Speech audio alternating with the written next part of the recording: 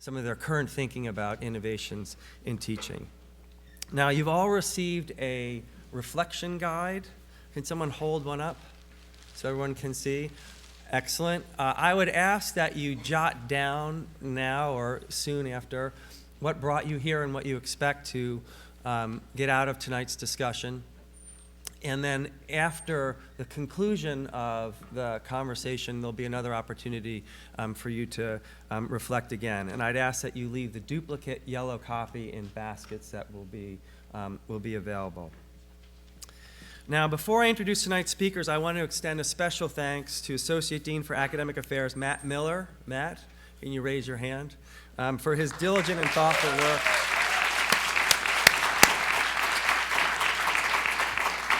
In putting this week together. Now, our first speaker will be Bob Keegan. Bob is the William and Miriam Meehan Professor of Adult Learning and Professional Development. He is one of the nation's leading voices in the field of psychology and adult learning, and his theory of adult development has influenced the study of adult learning literally throughout the world. His work has also influenced the practice of professional education across nearly every sector. For over 20 years, Bob has been teaching a course on adult development to students across Harvard University. He also participates in executive education across the university, including in the Harvard Macy Institute, which aims to improve medical education, and in our own Institute for Management and Leadership in Education, which educates leaders of higher education. Recently, Harvard's Institute of Coaching awarded Bob and his collaborator, Lisa Leahy, its highest honor at its annual meeting for extraordinary contributions to the field of coaching. Following Bob will be Meira Levinson. Mira is Associate Professor of Education at HGSE. She earned her doctorate in politics at Oxford University. She taught middle school for 8 years in the Atlanta and Boston public schools, an experience that continues to inform her work. At HGSE, she is currently teaching a doctoral research practicum on justice in schools, as well as co-teaching a foundational course in the first-year EDD curriculum entitled Integrating Perspectives on Education.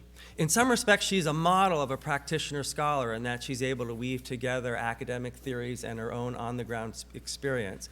In other ways, she's completely unique. I don't know of another scholar who can weave together political theory, the perspective of an urban middle school teacher, and the perspective of an education scholar.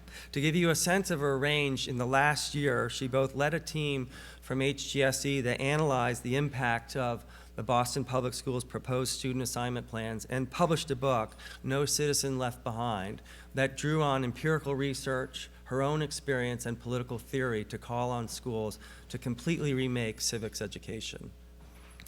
Now, after Bob and Mira speak, we'll have time for questions and answers. We will sit on these 3 chairs in case you're wondering who is going to occupy those chairs.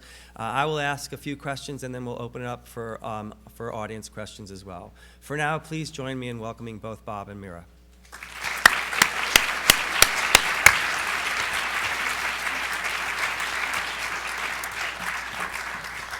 Thank you, Jim.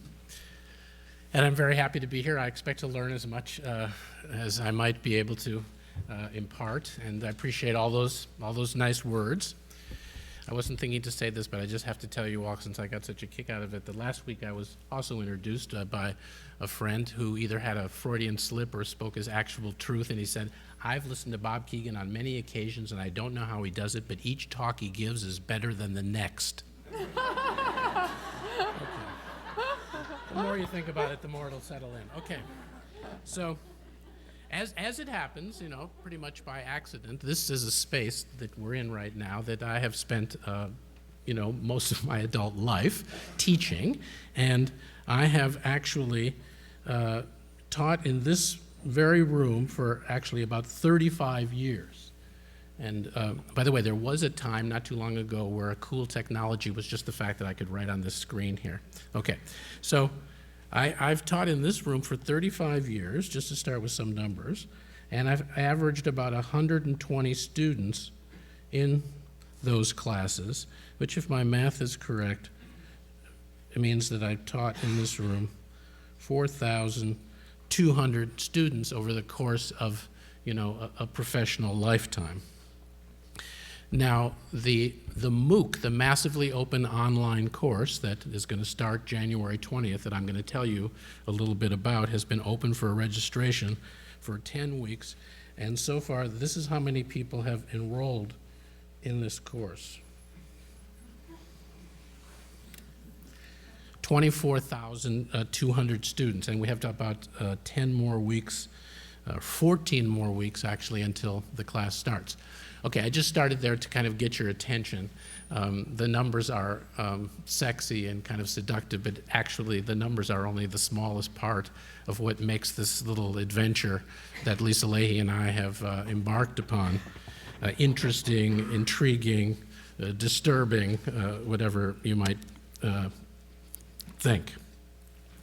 So I'm going to take a few minutes to, first of all, kind of tell you what it is I do teach, for those of you who don't know. Some of you, as I look out at you, have yourselves been in this room where we've had a chance to teach and learn together. But for those of you who may not know, I'm going to try to bring you in a little bit to the phenomenon, or a piece of the phenomenon that I've been kind of researching and thinking about over these years, and then kind of turn to this experiment that we've embarked upon to kind of bring some of this to anyone in the world who can speak English and has access to the internet for free. So I am a developmental psychologist by training, and my interest has been in adult development, the whole question of whether, there's life after adolescence, whether we can grow and develop in our adult years and not just put on weight.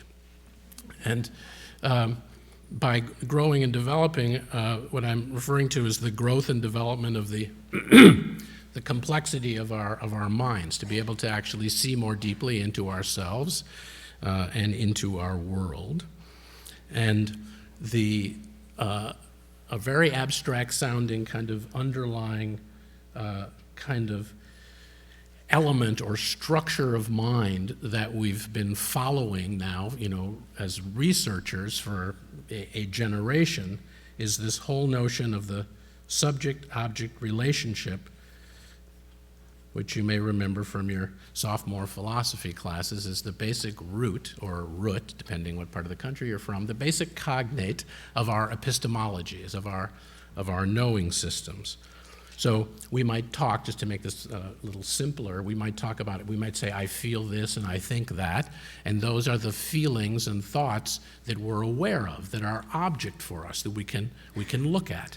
But a really interesting feature of being a human being is that in addition to the thoughts and feelings that we have, are the thoughts and feelings that have us, that we are less aware of and that are actually in some way kind of running us. Those are the thoughts and feelings that we're subject to. So one way, the way that we often think about development is a process by which aspects of our meaning making that we were subject to move to a place where we can actually look at them. That is one way of thinking about kind of the expansion of consciousness.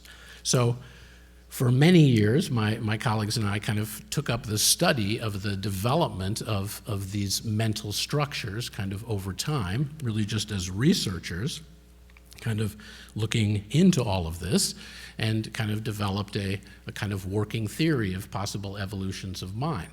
Then, in my career, I turned much more kind of to, you might say, the educator's question, which is, can we do anything to actually support these developments, or should we just, admire them and hope, that they might appear? That, in essence, is what education is about from my point of view.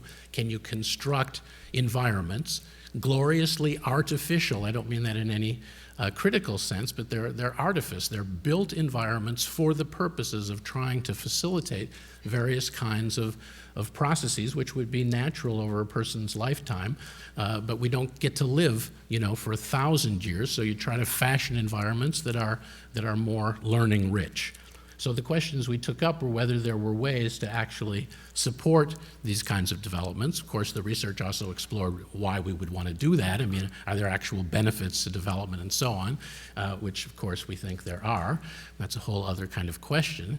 And we came to a form of practice, a form of pedagogy, a form of teaching and learning, which deliberately kind of joins this very abstract seeming phenomenon, the subject-object relationship, and actually supports people, so to speak, being able to kind of overcome blind spots, look at the things that they're less aware of, move things from subject to object. And this is the whole immunity to change kind of practice approach, which I know many of you are familiar with, and which it has now kind of found its way into the spaces of professional development, coaching, leadership development, performance enhancement in the context of work, and has been applied to just about every kind of problem or challenge, including challenges of people's personal life, issues of health, even losing weight, which is how the immunity to change stuff started to take off when it was actually discovered by Oprah, and she decided to write about it and champion it. And I have to say, kind of having lived my long professional life and won lots of awards that have impressed no member of my family, that when the work was actually picked up by Oprah, people finally decided that I'd actually amounted to something. So I want to give you just a quick taste of what this phenomenon is like, and then turn to the subject at hand, which is this new experiment to basically bring these practices to a different scale and to a wider audience. So I'm going to just do this very quickly and over simply, but to hopefully bring you into what is so intriguing about it, at least to me, the ways in which it helps people see things, very, very important things that have been impeding their effectiveness, and helps to, in some ways, release them from those constraints, which is, yes, about supporting development, but as I've been involved in it more and more, it is also about the work of kind of relieving us some of the widespread ordinary suffering that so many people experience by their inabilities to accomplish things which are important to them and which they want to accomplish, and which they otherwise feel resigned or terribly self-critical. So I'm going to just give you a couple of examples here. So one of the things we do is we guide people through this kind of process by which they create a kind of mind map that helps them see more deeply, very quickly, into circumstances, psychological circumstances of which they were before not aware. And we take a lot of time to go through this, and I'm going to do in 2 minutes what takes a longer period of time, without telling you exactly how we get to it, just so you can see the phenomenon itself. So we help people kind of identify an improvement goal. So one of the spaces we've been working in is in health education. One of our big problems in healthcare is what gets called patient non-adherence, that you can create wonderful medications, but if people won't take them, it's a problem. So one big form of this is non-adherence to maintenance medication. So we have a large baby boom cohort who are prescribed medications that maybe they should be taking for the rest of their lives. And when you interview people who leave their doctor's office and ask them what they've been prescribed and why, they have pretty high levels of understanding. If you ask them, what is your prediction if I come back in a year to check to see whether you're actually taking this drug every day as prescribed, what's your sense that you'll be taking it? They look at you like you're stupid. I just told you the doctor said I could have a stroke and die if I don't take it, that there's no negative side effects and it's covered in my insurance. So, duh, I think I'll be taking it. I think the probability will be about 100%. Why wouldn't I, they might say. Why wouldn't I turns out to be a very good question that we don't really know the answer to, because when you do go back a year later, you find that about 53 to 57% of the people are not taking the drug every day as prescribed. So this is a big problem, something that we've been working on. And here I'll give you just one person that kind of you see what sort of happens when you dig further into this phenomenon. So this person has a goal, like everybody did in this particular study that we did, to take the medications every day as prescribed. And then the second column, people have to kind of tell on themselves, what are the things you do or don't do that work against that? So, he said, I don't take them regularly, I stop for long periods, I don't refill them promptly when they run out. When I get those automatic voice messages, from the pharmacy, I just hang up in the middle of the message. Okay. Now, through a process which I don't have time to explain, it isn't that important for the purpose of this talk, we have a way of moving beyond this. Some people think, okay, this is the hard work. You get people to really look at the things they're doing that run contrary to their goal. But all of those things are object. They know their goal, and they know the things that they're not doing. What our whole kind of process does is help people get to kind of another side to see more the reasons why this very behavior here, in the second column makes perfect sense. And one of the things we ask people to do in various ways is to identify what their biggest worries would be if they tried to do the opposite of the behavior in the second column. Typically, people don't even hear the question correctly. So with this gentleman, I said to him, so what would be your biggest worry if you did take that drug every day? And he said to me, my biggest worry is if I don't take that drug every single day, I could have a stroke and die.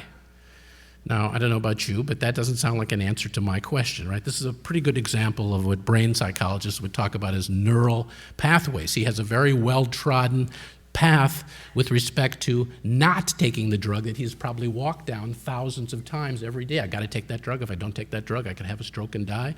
So when I asked him a question that kind of sort of fit that path, he just moved over onto that path without realizing I'd actually asked him a totally different question for which I think there was no neural pathway. What he was most worried about if he did take the drug. So I had to say to him, of course, I understand. If you don't take the drug, your biggest worry is you could have a stroke and die. But just stick with me a little, because I'm actually asking you a little different question. Imagine that you are taking that drug every single... If I have to take that damn drug, he said, interrupting me, I would feel like an old, sick man. I would feel more like a member of my father's generation, who's in a nursing home, by the way, who I'm not visiting. Whew. Okay. So a lot of new things came out. I said, whoa. You have some very strong feeling. You're damn right I do, he said. I'm 58 years old. I'm in the prime of my life. I'm not some half-dead guy on life supports who needs to take a drug every day. Okay, now we're starting to learn something.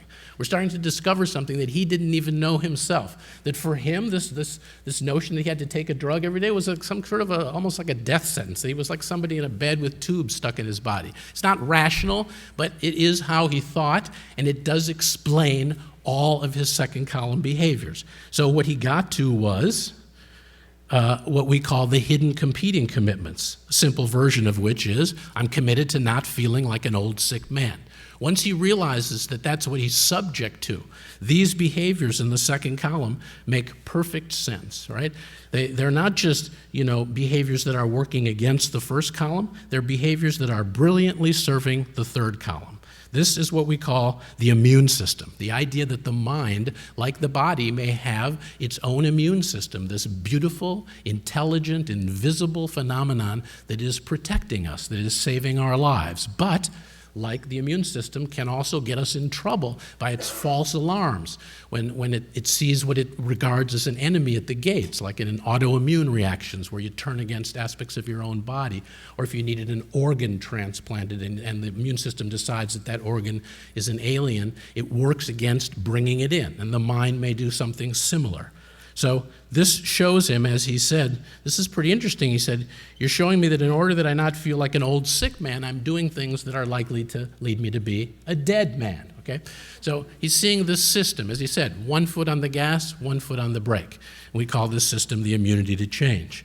Once people see this thing, which they never saw before, it opens up a whole new space for thinking about improvement, which then leads to kind of exploring, as we're moving from kind of the amygdala to the neocortex, from the self-protective automatic side to the more analytic side, what are some of the big assumptions that a person may be holding that keeps this whole system in place? So an example for him could be, that I assume if I have to take a drug every day for the rest of my life, it means that I'm an old, sick person. Now, this is something that can actually be examined. You can begin to then work through the phenomenon itself, and it can actually lead to real change, as a number of doctors who are trying this out, have discovered.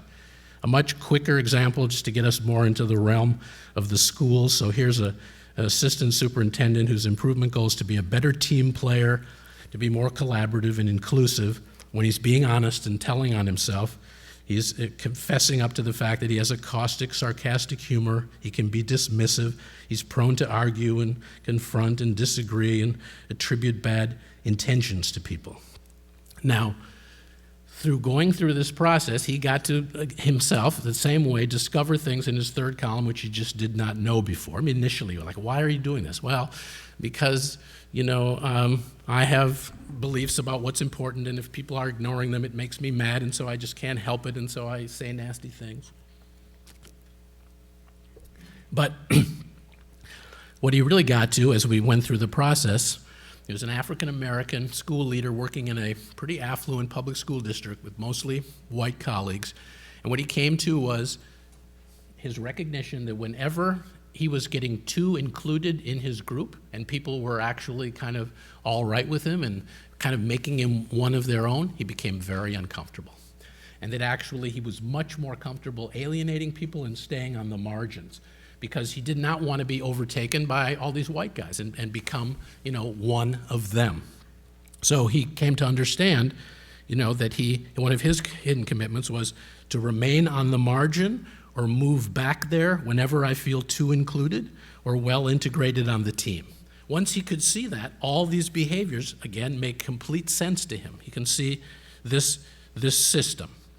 Okay, and as you can imagine then, his commitment to not become one of them, and he has assumptions like, I'm just giving you very simple versions of this, if I become too much a part of this team of white leaders, I'm going to lose a precious connection to my people and to my cause. Okay, this is just to give you a little flavor of this phenomenon, which you can see is very, very personal, and which has a way of helping people see how they're getting in their own way, helping people better understand the root causes of behaviors that are holding them back relative to improvement goals that really matter to them. Okay, now I'm going to shift to what is the experiment. First of all, you have to just imagine these very walls, okay, which I have been surrounded by for 35 years, becoming gradually more porous. Okay, how did this happen? First, 5 years ago, people from our extension school approached me and said, your course is pretty popular and it might be a course that people would be interested in taking online. Would you be willing to have an online version of your course taught, for another 100, 120 students? Could you come up with another set of, graduate students who would lead the sections, and they'd be led asynchronously online? We'll just put a camera in the back of the hall and we'll just film your lectures. And then you'll have discussion groups, but they'll be asynchronous, and the teaching fellows will read the papers, and it'll be pretty much like a live course. And what do you think? So my first, snotty thought was, I don't think it's going to work very well. I think the force of my personality and being live here in the room is incredibly important to the special relationship that I create and the trust that gets built and so on. But okay, I'm willing to try it. Because they said, the first of a number of lies, by the way, which has been a part of my whole experience, it's not going to take any extra time, okay? I've heard that many, many times for the last several years. Okay, so we started doing this course. Now, in this room, what sits mostly, our beloved students, the majority of whom are master's students, the majority of whom are in their middle to late 20s through the middle 30s. That's big chunk of our student population. They have parents, who are in their 50s or their 60s. So a charming thing started to happen, which was that a student in the ed school, in her late 20s or his early 30s, would tell their parents, I'm taking this course on adult development, and you can take the course too, right along with me at the same time on extension. You can kind of watch the lectures on video. And so I'd start to hear from a number of the students, my dad's taking the course too. I thought that was kind of interesting. I got a letter once from one father who said, the course is really interesting. I'm not too sure what I'm getting out of it, but I noticed my daughter is much more able to kind of stand up to me and hold her own ground. And I really can see how it has to do kind of with this course. And, and then I told her, the daughter, I got a message from your father. And she's like, yeah. My father's getting so much out of the course. I mean, he's become so much less obstinate, and I can talk to him, better and so on. So this is all kind of a, sort of an interesting kind of shaking of my whole sense of the world, who I was teaching to, who I could reach, how I could reach, them, and so on. So, I still had the feeling that online learning had to be, at best, a second best way of learning, and maybe you just find ways to try to approximate the real thing. Okay, So I just have a few more minutes, I know, and I will observe those. So once I got into this through the extension, I had to observe certain things. First of all, the quality of learning was very high. If they're writing everything out, I can see their thinking. They're revealing their thinking, making their thinking visible, Matt Miller, in ways that might not actually ordinarily happen in the more live version of the course. Second, the quality of the sharing of their personal experience in many, many ways was much deeper and richer than having 16 people sitting around a live classroom who have to see each other every day on campus and so on. And we're living in a time in which we have younger generations who are incredibly comfortable sharing the most personal kinds of things on the internet. Every keystroke is a data point, so you have a record of kind of everything that's going on. And we found out that the introverts absolutely love the fact that they could slow the videos down, they could show them over again, they could themselves kind of control the pace, and they didn't have to work, how do I get into a conversation with all these really aggressive, extroverted, smart people, and it's just hard for me to talk. Very easy to talk, because you just kind of type it in. So all of that led to the invitation to do this MOOC, this massively open online course. And very quickly, it is an effort to bring the learning around this same phenomenon. We call the course for shorthand a change course in both senses. It's a course about change, and it's starting in January 20th, when everyone's made their New Year's resolutions, and it's to help you change course, okay, to kind of put yourself on a new course. And very quickly, it represents an effort to try to see whether through online learning you can support not just fund of knowledge learning where you're learning new contents, but the kinds of learning which are really essential to professional education, learning which is not just, do you know certain stuff, but can you do something differently? Can you actually behave in some new way? And that's the essence of what we're trying to teach, because the whole course is kind of bringing people into this phenomenon, their own personal improvement goal, seeing if we can help them change. Second, we're designing it as a bit of a research study, because people who will take the course will do these little surveys with half a dozen people around them. So Bob is trying to be a more collaborative leader. He doesn't rate himself very highly on that now, or why would he be working on that? He's asked you if you'd be willing to be a respondent. How collaborative do you think he is now? And we'll ask you again in 15 weeks. So at the end of the course, we're going to have something more than a person's self-report, which can often be a self-deception. Yes, I think I changed a lot. I'm completely different. Okay, but do 6 or 8 people around you feel like you've changed? So we're going to have an indication of how much change, and then we're going to be able to correlate the amounts of change with the dramatically different patterns of learning that people go through in an online environment. You have to give up any notion that you can control kind of the student's sequence or experience. They don't have the same incentives, they're not getting grades. You lay out all these different learning opportunities and they'll do whatever the hell they want. Now, some people throw their hands up about that, but for us, it's terrific. We want people to do as many different kinds of things. We want people to just lurk, as long as they'll take the surveys, so we can see what difference does it make if they participate in this kind of thing or that kind of thing. So there's more to say about it, but I'm sure I'll have a chance when we're in the panel, and I want to respect Mira's time, so let me end there, and thank you.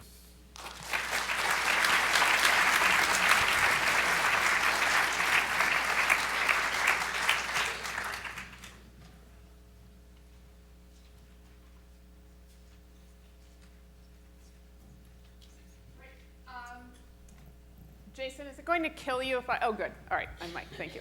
So thank you very much for having me, and thank you, Jim, for the really nice introduction. I am going to talk today about a new project.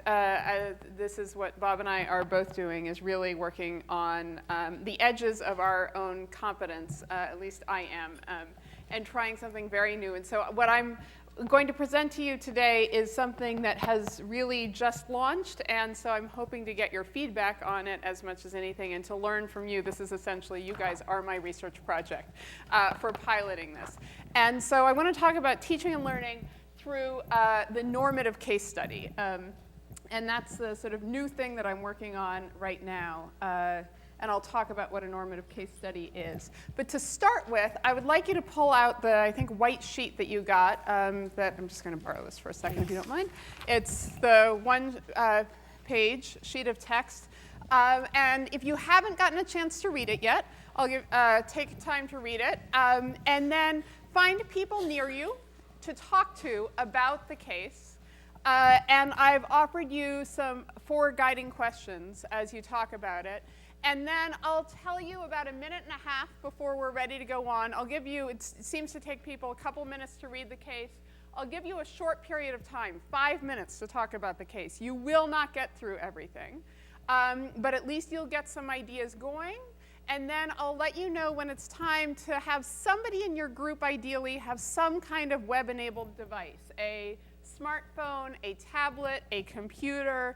If somebody around you has something like that, that will be very useful, because then we're going to give you a chance. There are too many people here to have a whole group discussion that's going to be useful. But we will be able to have an open discussion on a website using Poll Everywhere, okay? But so to start with, let's go ahead and take about 7-8 minutes to read the case, turn to somebody near you and talk about it.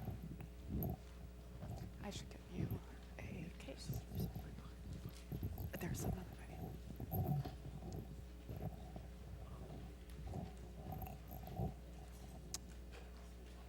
Oh, no, case. I was going to give you the case. I'll go find some. Oh, yeah, do you have an extra case? Do we have any extra copies of the case? Yeah. Okay.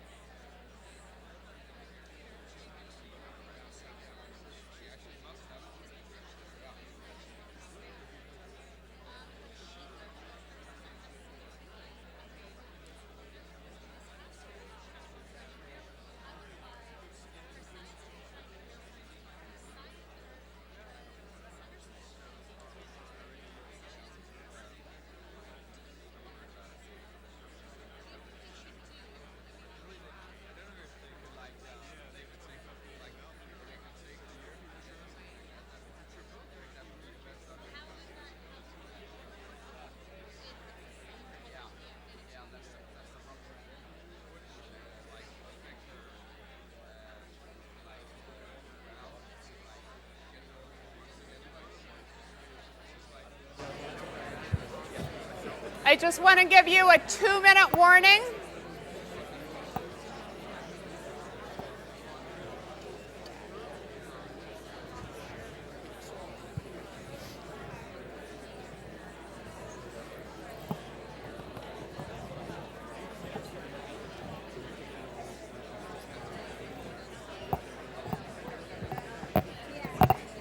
We're good to go?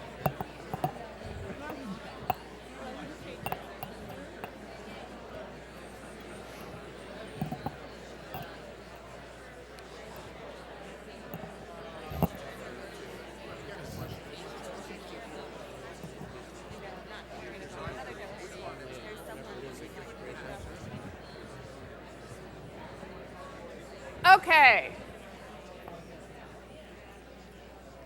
As you wrap up the last things that you're saying, again, you can check if somebody in your group, it can also be everybody. It's not that you have to limit yourself to one person in the group. But if somebody can take out some sort of web-enabled device if it's around so that we can hear the conversation that you had. And go to pollev.com/Askwith. So POLLEV.com/Askwith, okay? Right there.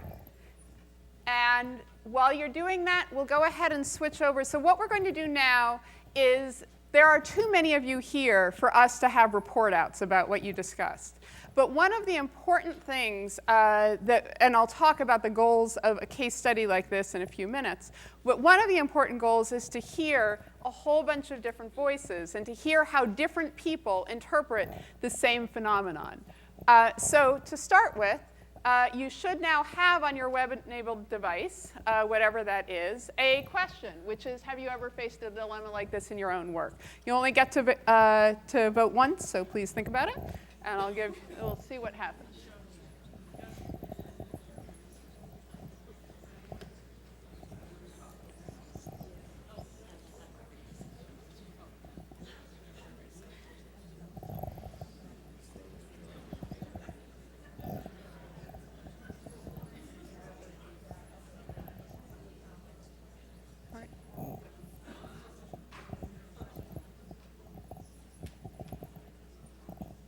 Okay, it looks like people are slowing down. So we have some indication that this is a realistic dilemma that arises in schools, those who work with schools, or maybe you faced a dilemma in your work not in a school setting, but in some other setting in which you feel you've faced this kind of dilemma, whatever that is. What we now want to do is, and this was also, thank you for trying this out. This means that enough of you have these devices and have figured out how to use them. Now what I want us to do is actually get into a discussion of the case itself. And to do that, Tom, if you can stop the poll results, and I'm sorry for those of you who are still voting. There we are. And I want us to go to the next question. Remember, Tom, that you can just go up. Yeah, there we are. And go ahead and start it. Great.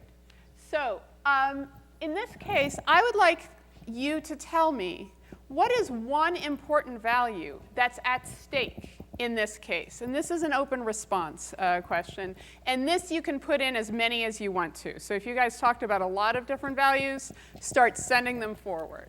And hopefully we'll start to see them up on the screen.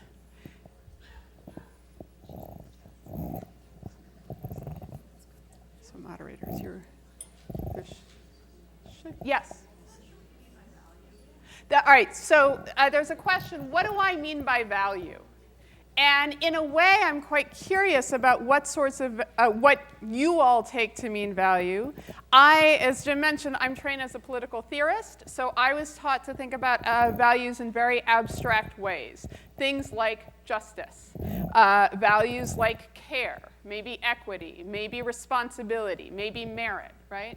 There may be other kinds of values that you put forward that are more specific, that have a different meaning, but those were the kinds of things that I was thinking about. Yeah, child-centered approaches versus something else. So, and we're going to have to toggle back and forth between actually entering what you guys talked about and seeing what the conversations that others had.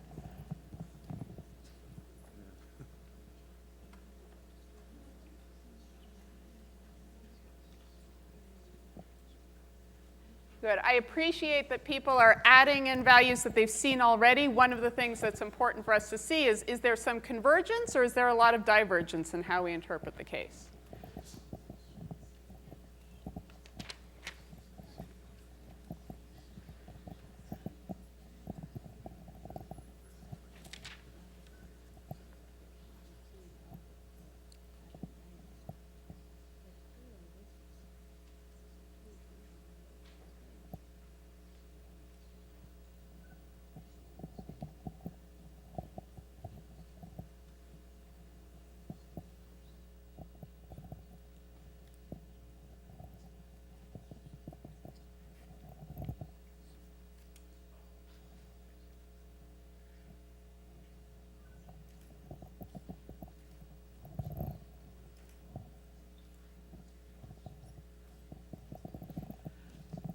Okay, so I'm going to start parsing these as we're looking. We can see a wide array of values on the table, right?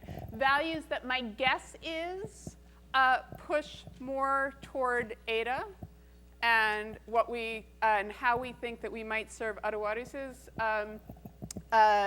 goals and interests the most.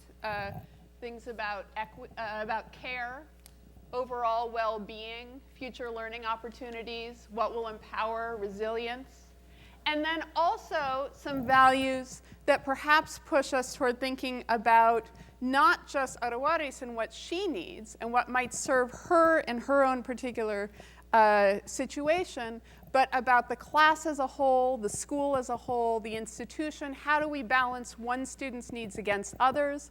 How do we create an institution in which there is some sense of fairness, of equity, of merit, of institutional accountability? And so now, with this whole array of issues that we're thinking about, some that seem to push toward thinking about Arawaris's interests alone, some that seem to push toward thinking about the very clear values and structures and processes that the school stands for, some that may mix it up a bit. What does equity mean? Does equity mean that one should think about Arawaris on her own? Does equity mean that we should think across the class? And how does that play out? I'm now going to force you into a choice, all right? We have a lot of values on the table, but we now, Tom, I'm going to ask you to choose the most important value. And for those of you who are sharing a smartphone or a tablet with others, this may lead to a little bit of wrestling because, again, you have only one choice now. So you're going to have to agree. What is the most important value at stake if you had to choose? Is it fairness toward Ada? Fairness toward other students?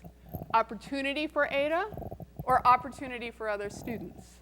Equity, care, academic achievement, developmental appropriateness, college and career readiness, or what I put in as social revolution. You might think of it as social transformation.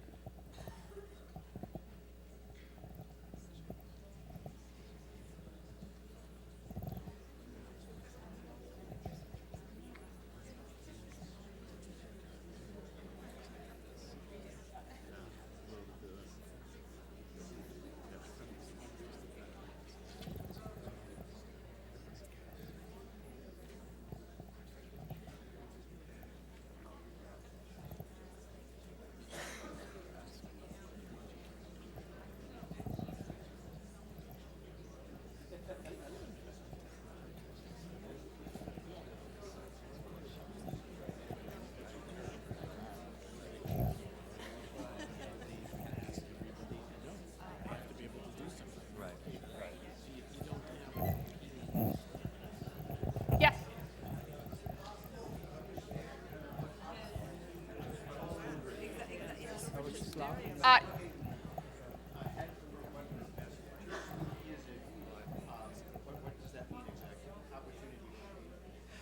that we'll cover that in a minute or two. At the moment, you're just going to have to sort of make meaning for yourself as to what that's going to mean. Sorry about that.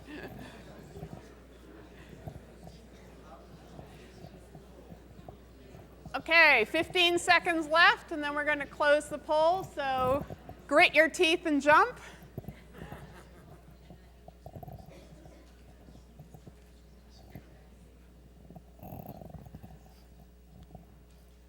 Okay, great. So we have a strong, people are still getting their last votes in. So we have a pretty strong collective sense, about a third of us, a little over a third of us, believe that opportunity for Ada, if we are forced to choose a single value, is the value that we believe in. Now, as one of the audience members pointed out, well, what does that mean? What does opportunity for Ada mean? And what does that mean that we think should happen with her, to her, on her behalf, right? We don't know that, right? This is one thing about doing quantitative polling versus the open responses, right? But what we know is that in some way, there is not a majority, but a plurality of us who are committed to realizing Ada's opportunity above all other values. And in fact, if we were to combine that with equity, with care, which I'm assuming is also relatively Ada-oriented, that then gets us to basically half of us or more, who have something, who are looking at the individual child as our object of attention, and that we want to do something for her. One thing I'll point out that's interesting is that college and career readiness, which structures most of the conversation right now about education reform in the United States, got 1 vote out of 90. And so and I'll talk in a minute about these normative case studies as a more general technique for trying to provoke ethical consideration about educational practice. But that, I think, is striking as we think about what we focus on or what we talk about in our public language around education reform and what our goals are, versus, say, what we tend to prioritize when we are looking at a particular child in a particular troubling but not unusual educational circumstance. So if we can move on to the next poll. Now, what would you do if you were on this team? And now you can talk back. So for those of you who chose opportunity for Ada, now you can tell us what you think that means. For those of you who chose care or equity, or the one of you who chose college and career readiness, you can tell us what you think that means.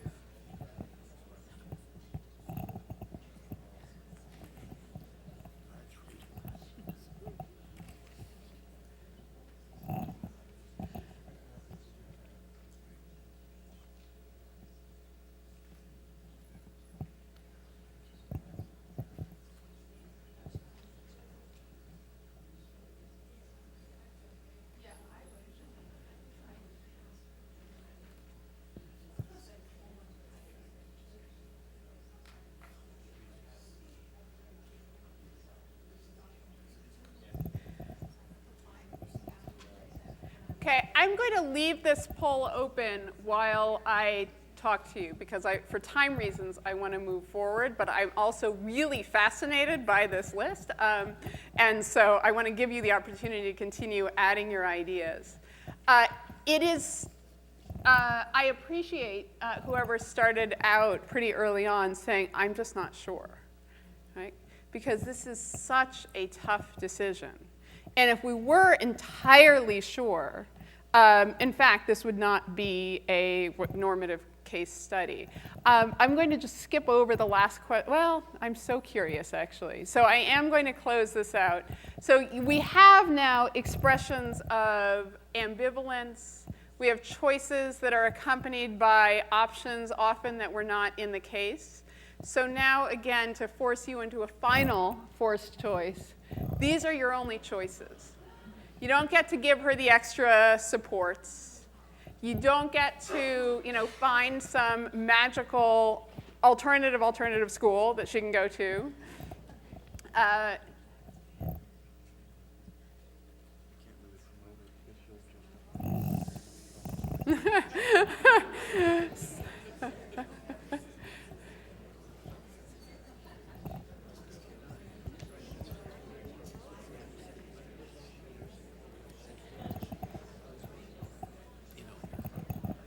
I have, what, like 5 more minutes? Is that right? Okay. So I said, I think I might hold her back. And Jim said, well, that the research will show that then you'll.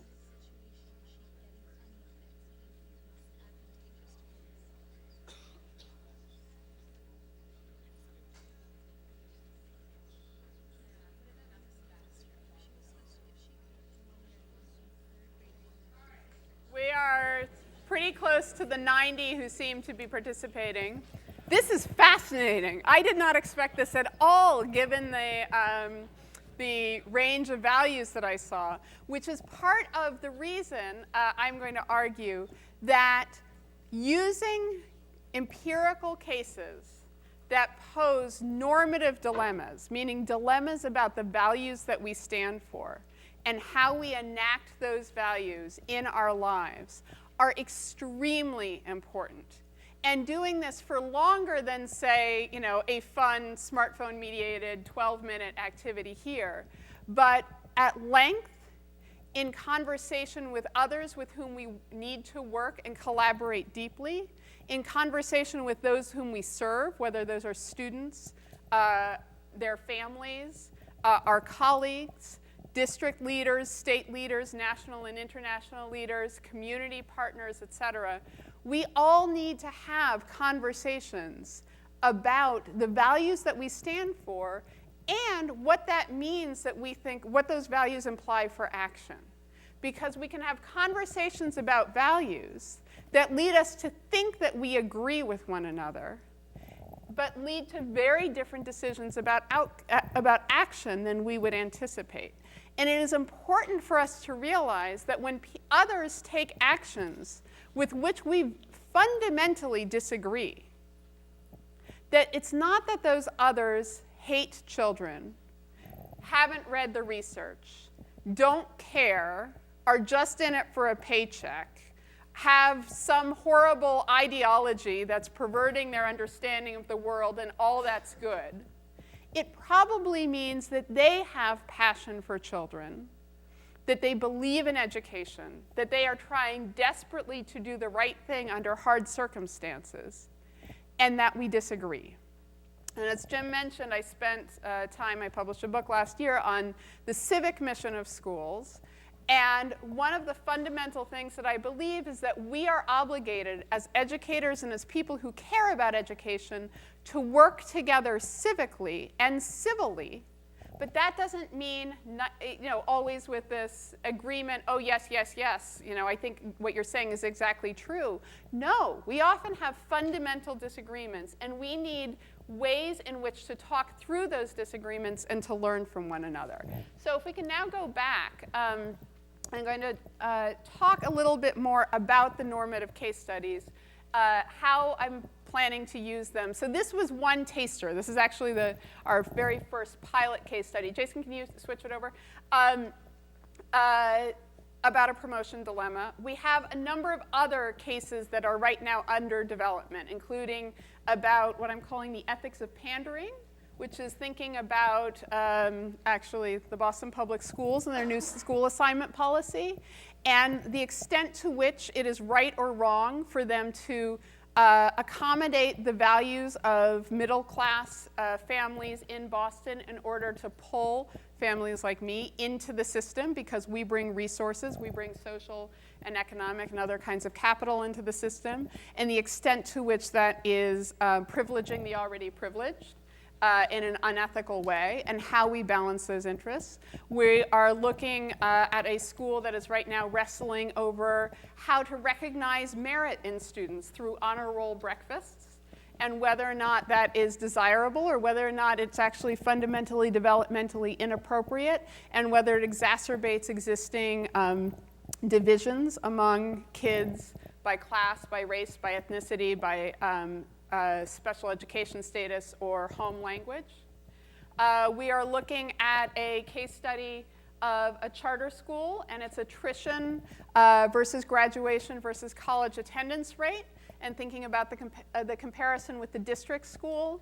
And not only how do they compare when you try to look at apples to apples, but even if it turns out that it's apples to oranges, which many critics of charters claim, how do we think about, to continue this metaphor beyond its appropriate point, how do we think about what's happening with those oranges, right? What if the students in a particular high-achieving charter are actually being served well, even if it's partially creaming?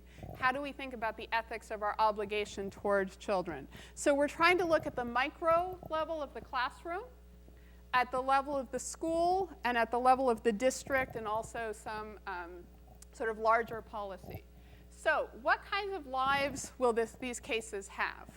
And I should say these are all empirical cases that are empirically researched and will be informed by social science. If we had had longer, I would have told you some data about foster children, about outcomes for students who are retained in 8th grade, about academic outcomes for students and also for their peers, about which there's much less research, et cetera. And so that also would be brought in to inform you.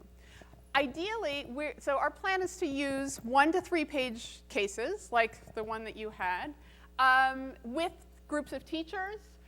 We're hoping that teachers might use it in a team meeting, an instructional leadership team might use it, maybe a group of principals working together in a cluster. We'll get it, read it at the moment, and then be able to start talking about it so that 42 minutes later they get to welcome their next class walking into their classroom, right?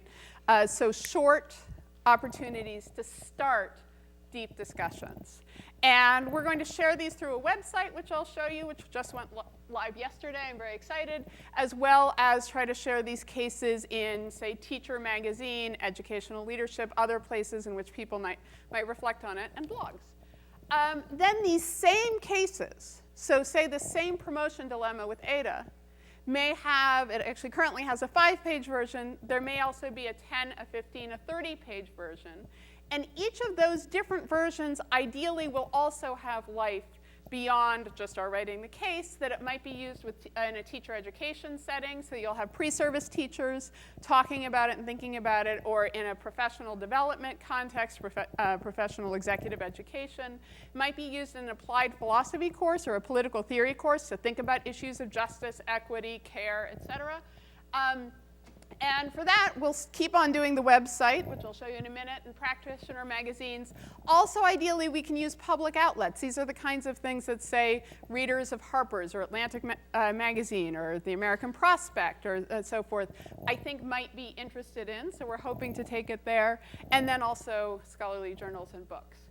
So our goals are, we have 2 audiences for this work. One is to help educators and policymakers. To help them assert their ethical responsibilities. We have a lot of language, as I said, around college and career these days, a lot of language around the academic instructional core. That's important, but educators and policymakers also have ethical responsibilities to treat those they serve ethically and also to model ethical behavior. We want to help them ask good questions. What do they need to know when they're confronted by a case like Ada's? What should they try to decide? What should they be asking each other? Through this project, we hope to give them some shared language to talk about the choices they face, so that when somebody talks about equity, they all understand what equity means. When we talk about opportunity, what does opportunity mean together? And we may even introduce some philosophical language, thinking about, say, consequentialism, some other language that help sort of bring some powerful ideas from philosophy and political theory into conversation with educational practice. And in this respect, ideally, they can use actually some frameworks and heuristics through which they can understand each other's point of view. I think about this as mastering an ethical repertoire that's kind of similar to a teacher's pedagogical repertoire, so that when educators face these ethical dilemmas, we aren't stuck trying to reason it out from first principles every single time. Instead, we can recognize a problem and say, this is part of that class of problems. And I know when I'm faced with this class of problems, here are the range of responses that I have at my disposal. And then finally, ideally, they'll make better decisions. Now, what better means is a real question. Does that mean more ethical? Does that mean more informed? Does that mean more consensus-driven? There's a reason I just left better. But ideally, the decisions will be better. At the same time, I also I am a political theorist. I am a professor, so I try to do things that actually relate to scholarly work on occasion.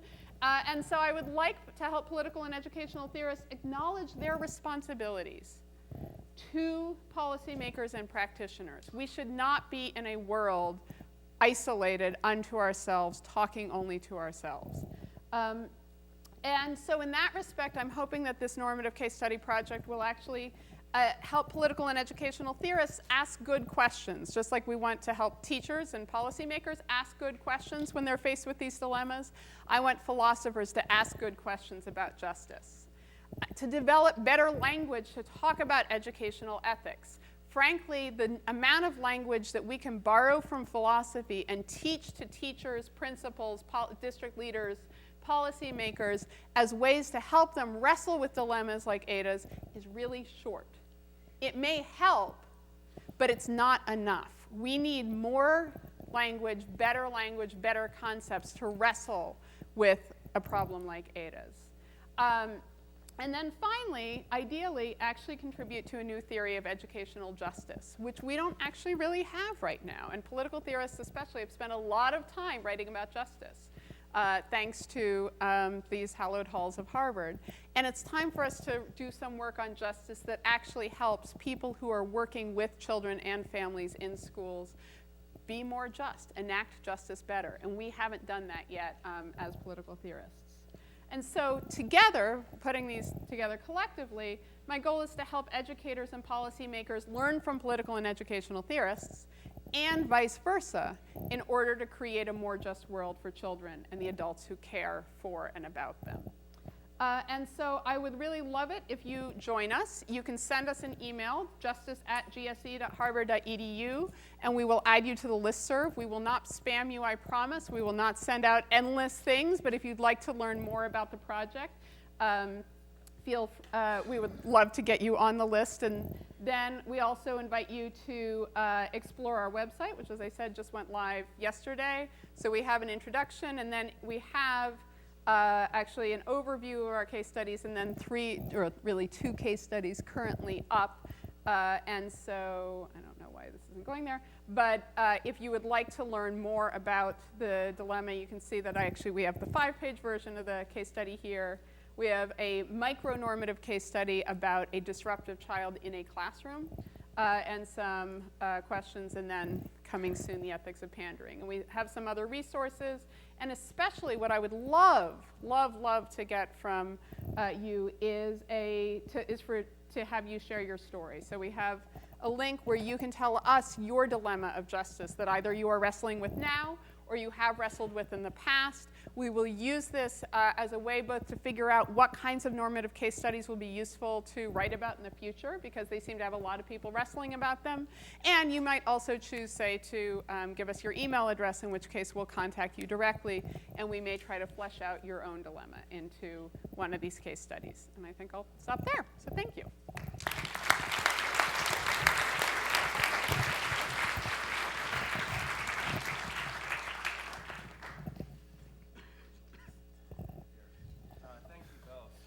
That was terrific. We are pressed for time, so I'm just going to start off with a question, and then I would encourage anyone who wants to ask a question to start lining up now. behind the microphones, and I want to make sure that there's plenty of time for questions from the audience. Before talking about the substance of your talks, one of the things that struck me in common with both of your presentations is the ability to draw in more voices to the conversation through technology. So Bob, you talked about how the availability of technology would allow introverts into the conversation. And Mira, I was struck by how interesting it was to see the responses of everyone in the room, which would not be possible. And so I'm wondering whether you think the advent of online courses actually might lead to some better conversations. So the project that I just described is not yet an online course, but I certainly hope it will lead to the inclusion of more voices and to breach. I mean, Bob had talked about the porous walls, right? To breach the walls of the academy and to breach the walls of schools and to breach the walls of homes and to have people talking with one another and learning from one another. It also happens to be that I'm hopeful that courses themselves can do that, but I think that I'll turn that to Bob. Yeah, I think that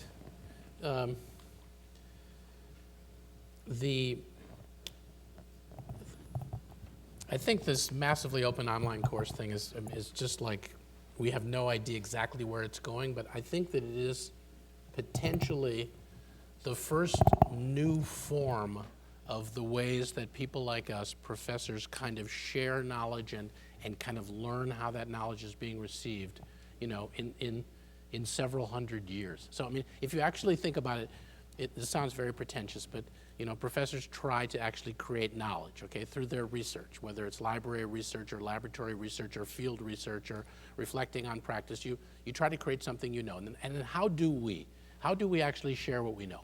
And basically, there's two ways we do this. We have classes, okay? And with relatively small numbers, like tens or hundreds. There was a day when hundreds was a large class, but as you can see, that no longer is a large class. That's one way that we kind of share our knowledge, and it's a way in which we have lots of control kind of over it. If we're, you know, we hope we develop some craft knowledge, how to teach, and we have a way of creating a kind of experience. And we're not just disseminating what we know. If you try to, you know, put out what you know, then you actually have the opportunity to hear back, which is really your question, you know, how people respond to it. And the actual teaching, as every teacher knows, helps you learn stuff. So think of that. That's one main way we share what we know, is through teaching in these classes as we've understood a class to be. Now, another way we share what we know is through publishing. And depending on your particular field, you may publish an article, you may publish a book. Notice you have much less control with a book. You can't control the person's experience. They have, you know, much more control. You hope to have much bigger numbers. I mean, you hope that you could actually reach maybe thousands from your book. Now, I think that the MOOC is possibly the evolution of a third form, which is going to not only be a third new way of sharing what we know, but to go back to your question, hearing back from people. Because the MOOC gets called a course. One of the C's in MOOC stands for course. But it actually has as many features in common with publishing as a book does. Because you in a MOOC, you give up this control. You're not my MOOC isn't about me being this enthralling lecturer. And I can be an enthralling lecturer. I can actually, you know, just kind of hold people's attention. And my notion of, so what would it be like to experience me on video? Would be, you'd watch an hour-long video of me being enthralling, okay? It turns out that idea lasted about a week, you know, when we sat down with the producers, and they just explained to me, nobody's going to watch you on video for an hour. So, you know, the videos aren't more than 10 minutes long in any of the things that we're doing in the MOOC. It's an entirely different craft. It's not the craft of writing. It's not the craft of teaching. So, but it has the scale of a book. You know, it can reach thousands of people, and it is going to lead to a whole new way of sharing what we know and hearing back from people. Because, you know, everything is made visible through all this typing that people do. Can I make one amendment? Yeah. Which is that in addition, it's not just now a two-way conversation, but it's a multi-way conversation, right? So it's not even only you're now both teaching and learning, and the students are learning and helping to teach, but they're actually helping to teach one another, and they're learning from one another. And I think that's really important. And you're creating new kinds of communities with people who may never see each other, who are thousands of miles apart, but who are actually extending help to each other, which is, amazing. Do you think there's something missing, though? I mean, I especially think about the sort of ethical considerations you talk about in the case study. Do you think there's something missing if you don't have the face-to-face opportunity to have a deeper conversation about some of the issues raised by the case study?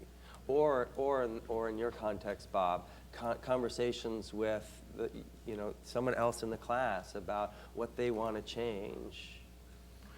Well, I think Mira's, what Mira, teaches us is that life is all about these difficult choices, and it's an illusion to think that the prior choice doesn't have also its losses, right?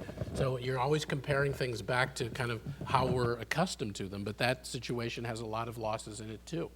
So, I also teach in this very space in a lot of our professional, education programs we run in the summer.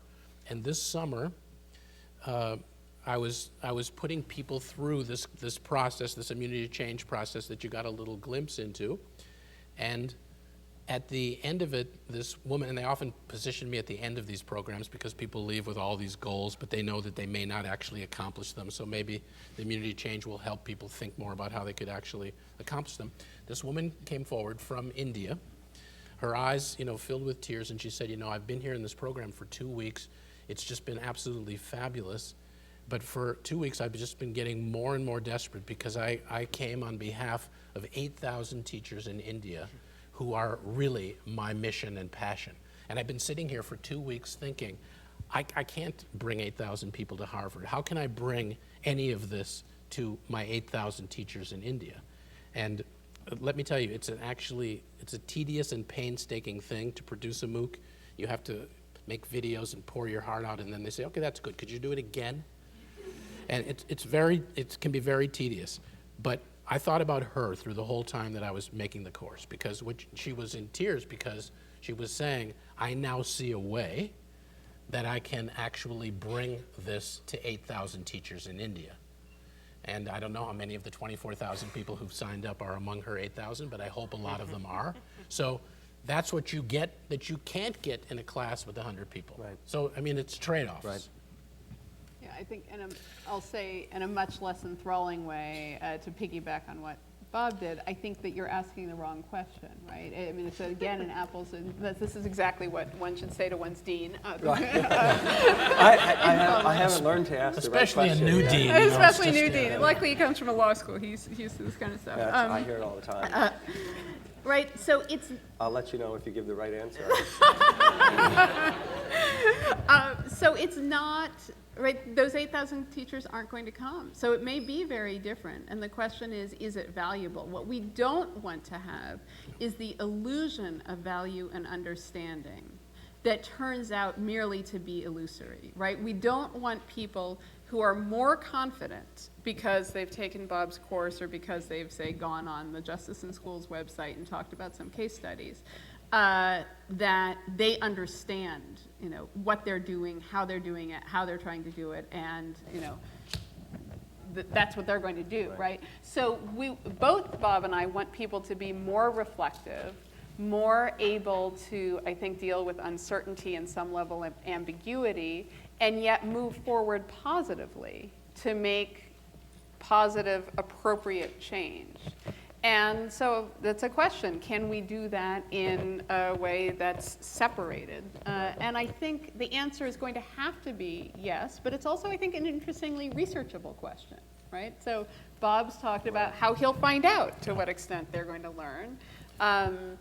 We will ideally find out through future things. We don't have this up on the website now, but we will try to then get some sense. How are these case studies being used, right? Although we're not having the conversations, they are designed for others to have conversations. And as we learn about how to facilitate those conversations appropriately, we will try to create resources that we put on the web that then enable an 8th grade team to talk about Ada's case, or a group of principals or of superintendents to talk about Ada's case.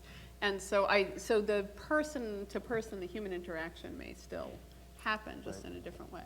Terrific. All right, questions? Thank you very much for both of your talks. You'll have to forgive me if my question is too big, because you just got me so excited.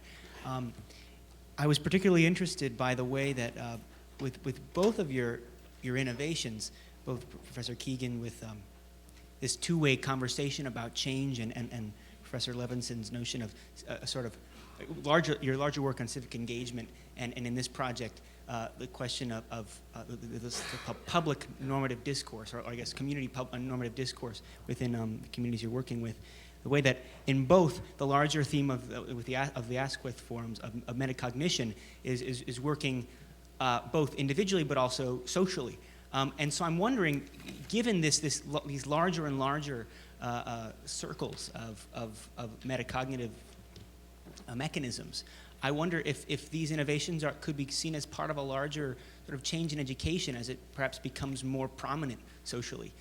I say this sort of with regard to this deadlock in DC, where the lack of a communal metacognition, if you will, is leaving us without the change that we need. So I wonder whether these sorts of wider theaters of education are perhaps leading education towards a more political or at least socially robust role than it already has in society. It's a really interesting question. So I am actually, I'm interested what, say, the psychologists in the room have to say about this. I'm not sure that metacognition, I think you're exactly right to say that we're in ways trying to help people be more metacognitive. I'm not sure in being more metacognitive that they're actually going to reach consensus any faster, right? But it may be that we understand the terms upon which we disagree better. And in that respect, however we resolve our disagreement, whether it's through the sheer exercise of power, majority will, compromise, deferral, whatever it is, I do think ideally we will make better choices because we are sort of to borrow and probably to pulverize Bob's subject-object relationship. We're going to have a different set of objects in our sight that come closer to what it is that we care about. Even if it happens that it doesn't mean that we become any closer to agreeing with one another about what to do. I do think that much of the work is about, you could call it metacognition, or helping people understand, it could be meta-emotional as well as metacognitive, kind of understanding, feeling your way into how you feel as much as kind of thinking your way into how you think. I do think that the essence of the kind of thing that Lisa Leahy and I are studying is that really powerful and lasting professional development or personal change can rarely be a matter of helping people purely at the level of changes to their skill set. That the adaptive challenges, to use Heifetz's term, require often and usually that we are finding ways to make changes at the level of mindsets, not just skill sets. And that's the big experiment here, as to whether through this new kind of affordance we can actually engage people's mindsets. And of course, we're just at the cusp of this. We don't really know what it's going to lead to, but we can see that the affordances enable us to move very quickly beyond just thinking about, say, 50,000 individual learners.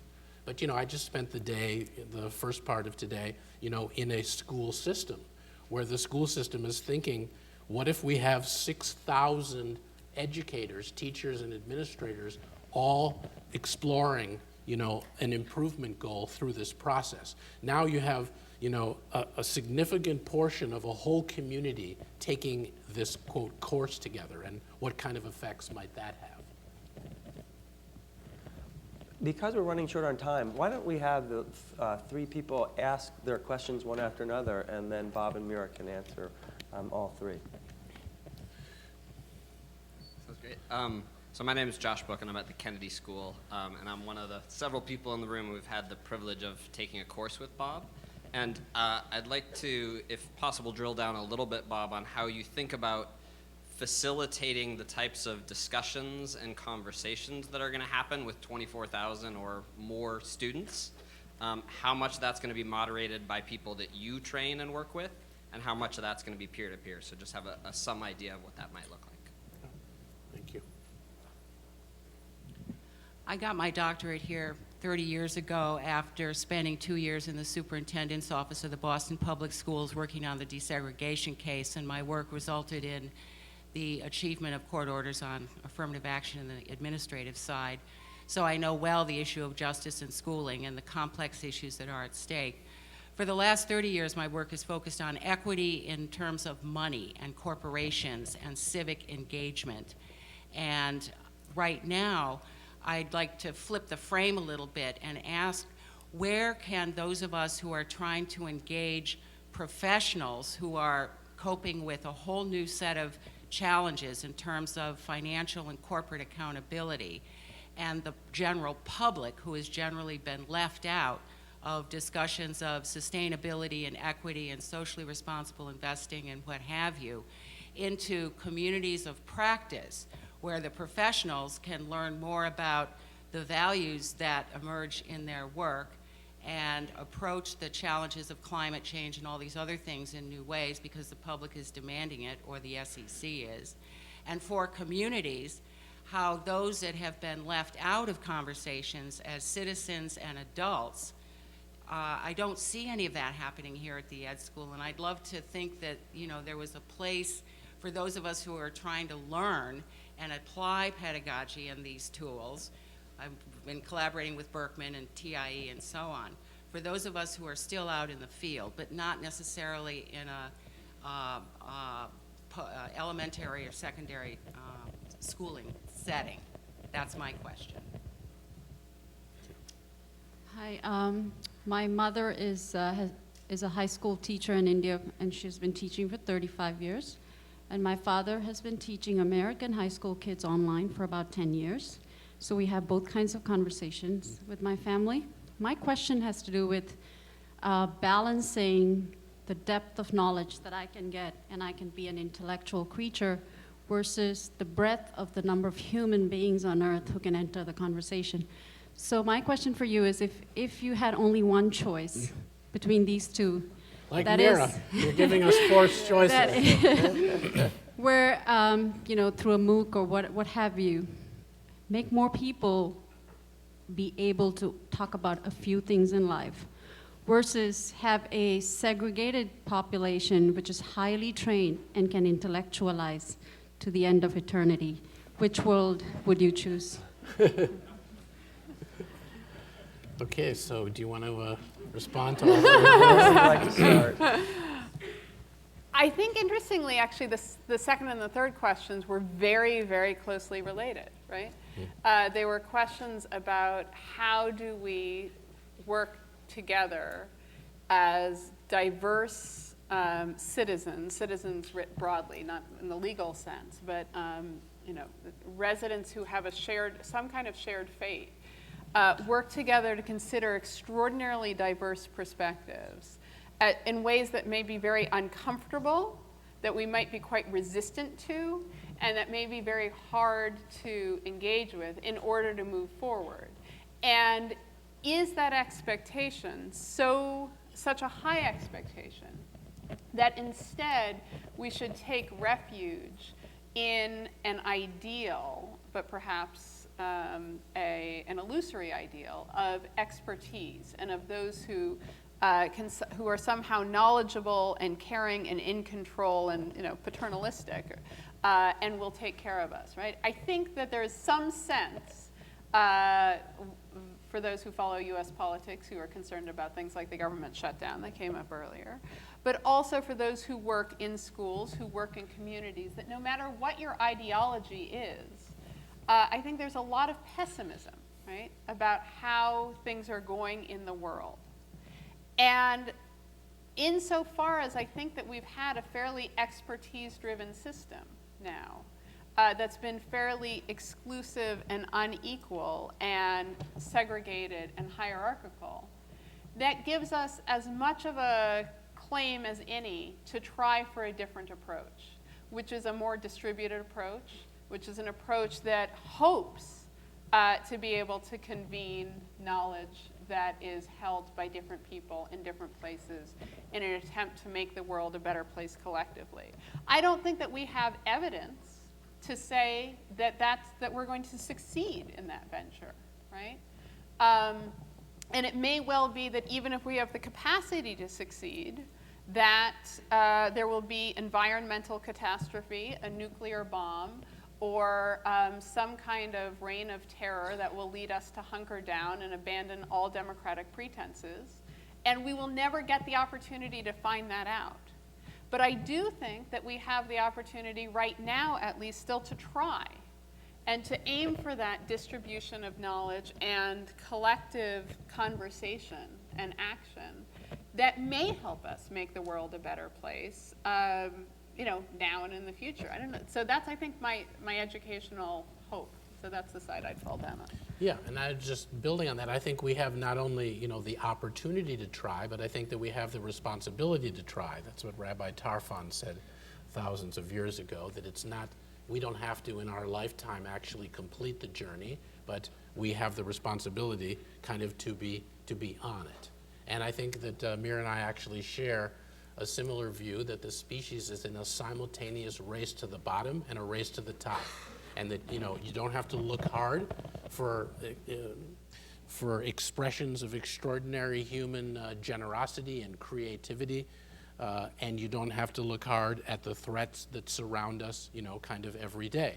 And what's been exciting to me in this is that, we have spent, about 20 years kind of developing a practice and been able to see the kinds of ways that it kind of provides people greater personal freedom to accomplish things that they were otherwise not able to accomplish. And we've seen how that can work at a rather intimate level of one-to-one coaching or with small groups. And this is an opportunity. Who knows where it's going to go, but this is an opportunity to try to bring that same kind of practice, to a much, much bigger scale. We have no idea how it's going to succeed, but I'm under no illusion that I know what it is I'm going to learn from this, that it's just, okay, I've got something to teach, and thank you, you're giving me a new kind of platform. I'm certain that, as is the case with any of these disruptive technologies, that it is going to have a transformative effect on me and on us, and those of us who are trying to kind of work out, what it might mean to kind of deliver this on a new scale. So I think it's going to be just an extraordinary kind of learning opportunity, on our side as much as to those that we seek to kind of bring it to. Just the last little thing to connect with one of the other questions, although there are very large numbers of people, the course is going to be designed in such a way so that people are not only a part of some very huge learning community, but they're also a part of some intimate, small kind of social network within the bigger class, just as we did in the extension course. So even though you might be in something with 50,000 people, you're also most connected to the 15 people that you're talking with or the single partner that you're working with in a pair. Thanks. I'd like to thank all of you for coming tonight, and I hope you'll join me in thanking Bob and Mira. Fun.